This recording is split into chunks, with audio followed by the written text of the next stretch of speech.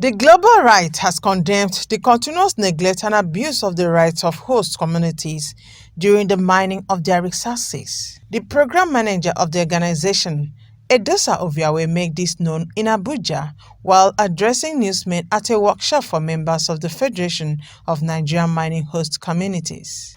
Oviawe, who says mining activities should not impact negatively on the livelihoods of these communities, called on government to take necessary action to stop the practice. The issues of natural resource governance is increasingly becoming something of global interest, seeing the fact that over the years, we, as a people, we're beginning to realize the fact that sometimes what we do is robbing Peter to pay Paul. That is the essence of trying to, in the attempt to explore natural resources for, of course, for revenue and the rest. We end up putting people's lives in those communities at risk. We end up exposing them to vulnerability. As a matter of fact, one of the key things now that is coming up is the fact that we tend to forget the fact that water itself is natural resource. And so what we see continually now is we mining other solid minerals at the detriment of the water itself, because we mine these minerals, put this industrial waste back into the rivers, into the waters, and then we are losing water, which is the key natural resource. And so these are some of the conversations that are beginning to go on to see how best we can make the lives of the people better.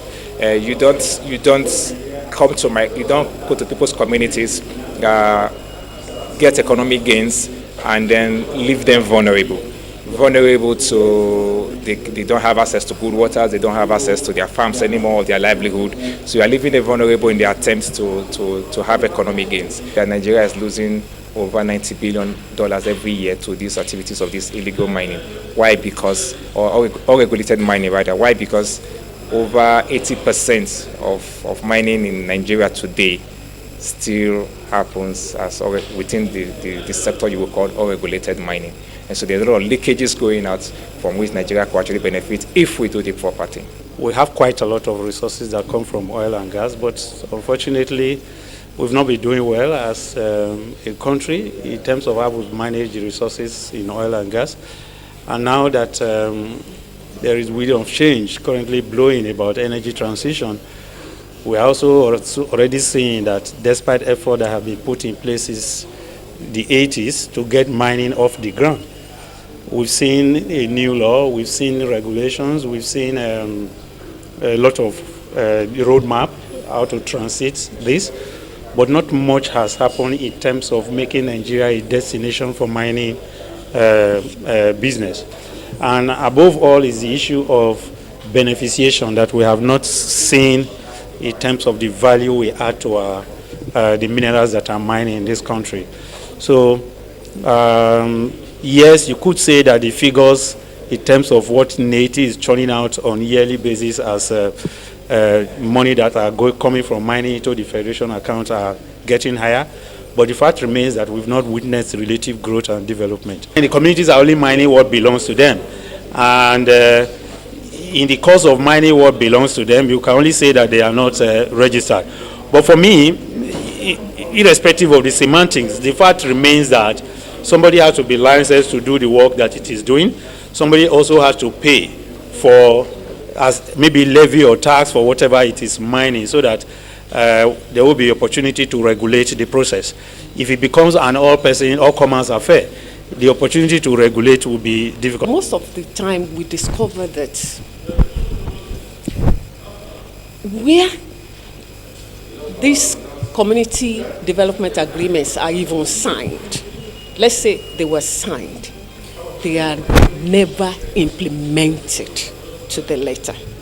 But most of the time, what you find out is that the CDAs are not signed. And this is because the community, the host communities, are not empowered.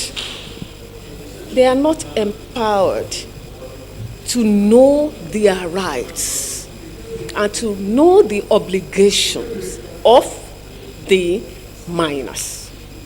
to their communities. So these people just come in as lords because they have the federal government's license, and they begin to mine. It is only after they begin to mine and maybe some people raise eyebrows, maybe we have NGOs that work in the area that venture to ask questions. That is when they begin to now sign community development agreements, which they may not even accede to eventually. They will just sign these things and they keep them. Sometimes you find very large conglomerates giving communities, maybe Kakana Pepu, start development. How many host communities members will benefit from that? Miners connive with the leaders of communities. You know, they give them a pittance and then they roll into work and they do whatever they like in the communities. And the real community members, you see them suffering the impact of mining directly. Their waters are polluted.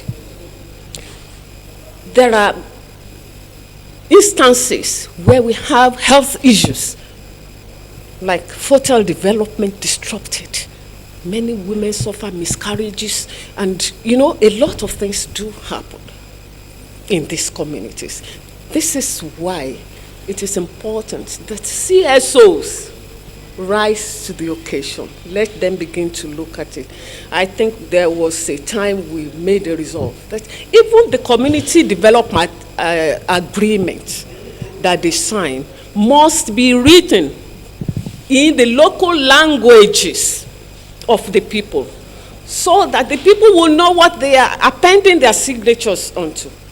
And it's not that the thing will just be done in the King's Palace or anything. The community people will be represented. The stakeholders, all of them must be represented, so that we can have a truly written agreement between the host communities and the miners. We are suffering for the miners people in our area. We are suffering for that. Look, in my town now, Kutu, because of the big company, minor big companies around our area there, calling Ibishi cement factory.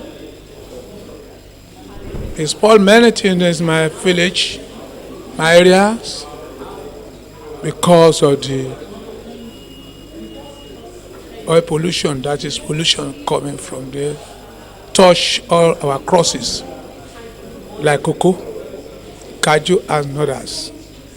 And we wrote a letter, we go there, they are not, we are not the government that we call to government, we call government, we write to the government to help us. For the next thing they talk is that little time they will do what is happened there. Sorry, Kabisi, don't worry. We will see you, we send to you. That's the end of it. Many like that.